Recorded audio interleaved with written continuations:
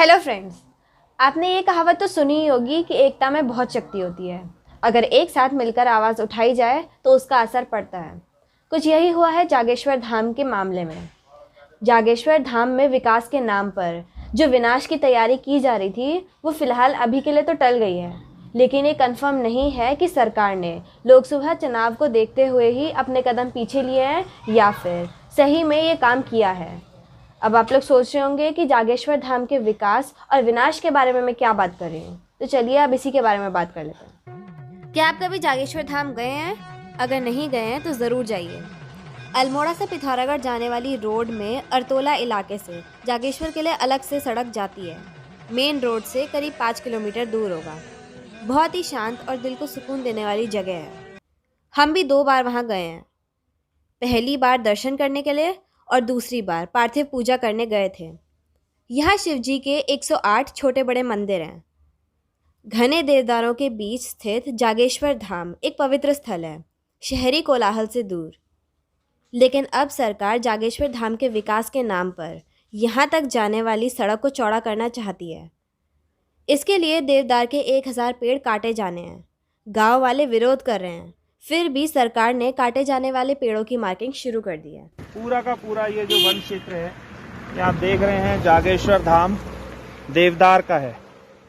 और यहाँ पर सड़क चौड़ीकरण के नाम पर ये पेड़ चिन्हित कर दी गए हैं। ये 250 है शायद, वो 251 है। तो इन पेड़ों को काट करके सड़क चौड़ीकरण के नाम पर ये विनाश, हमारे देवभूमि का, भोलेनाथ की भूमि का, इतने सुंदर सुरम्य वन है ये, इनका पूरी तैयारी कर ली है प्रशासन ने। ये कैसा विकास है, मेरा प्रश्न है, क्या ये अंधा विकास है या ये विकास? खास बात यह है कि देवदार के यही घने और विशाल पेड़ जागेश्वर धाम जाने के सफ़र को और भी यादगार बनाते हैं। सड़क के दोनों तरफ उगे इन पेड़ों के बीच से जब गाड़ी जाती है तो ऐसा लगता है कि सफ़र सिर्फ चलता ही जाए। इस पर मैंने एक वीडियो भी बना रखा है, जिसका लिंक डिस्क्रिप्शन बॉक्स पे दे रखा है।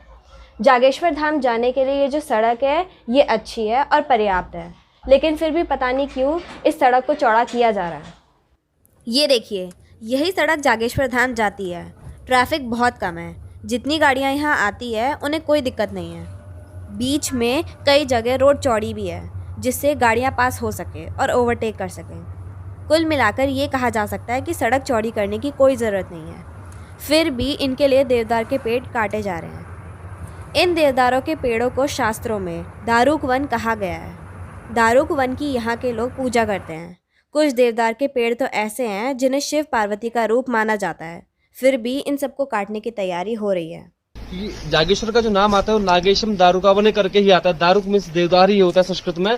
तो ये चारों, जैसे आप देख रहे होंगे, चारों जो देवदार के वन हैं, इनमें सब पर चिन्हीकरण किया हुआ है लाल पेंट से। इनमें नंबरिंग की हुई है और लगभग 1000 पेड़ों पर चिन्हीकरण कर दिया गया है। उनमें से कुछ हमारे बहुत प्राचीन, जैसे ये पेड़ है, अर्धनारीश्वर पेड़ है। ये नीचे से पूरा एक है, ऊपर तक 2 हिस्से हो जा रहे हैं। तो ऐसे बहुत कम पेड़ हमारे क्षेत्र में है। हमारे क्षेत्र का ऐसे देखा जाए तो देवदार के इस तरह के पेड़ बहुत कम होते हैं। ज्यादातर या तो सिंगल पेड़, पहले तो देवदार होता ही बहुत कम क्षेत्र में है, उसके बाद जहाँ पे होता है तो सिंगल पेड़ होता है, जैसे ये सारे पेड़ हैं। और उनके ऊपर ऐसे अगर पेड़ है तो ये अत्यंत प्राचीन एवं हमारे लिए एक धरोहर के रूप में, ये किसी धरोहर से कम नहीं है। हम लोग इसे आधे शिव आधे पार्वती, अर्धनारीश्वर रूप में हम लोग इन्हें मानते हैं। लेकिन जब देश भर में इसका विरोध हुआ तो सरकार ने फिलहाल पेड़ों को काटने का फैसला टाल दिया है। मुख्यमंत्री ने PWD को पेड़ काटने के प्लान की दोबारा समीक्षा करने को कहा है। यानी फिलहाल तो उन सब लोगों को जीत मिली है जो इन पेड़ों को काटने का विरोध कर रहे थे। पेड़ काटने का फैसला फिलहाल तो रोक दिया गया है, लेकिन हो सकता है कि सरकार चुनाव के बाद फिर से पेड़ काटने का फैसला कर ले, इसलिए सतर्क रहना ज़रूरी है। लेकिन यहाँ पर सबसे बड़ा सवाल तो ये है कि बिना किसी ज़रूरत के सड़क क्यों चौड़ी की जा रही है? नियत बाबा केदार का भला करने की है या फिर ठेकेदार की? आप क्या सोचते हैं इस बारे में? कमेंट बॉक्स के थ्रू ज़रूर बताइएगा। वीडियो पसंद आए तो वीडियो को लाइक एंड शेयर करें, चैनल को सब्सक्राइब करें, साथ ही बेल आइकन प्रेस करके ऑल नोटिफिकेशन ऑन करना ना भूलें। Thanks for watching.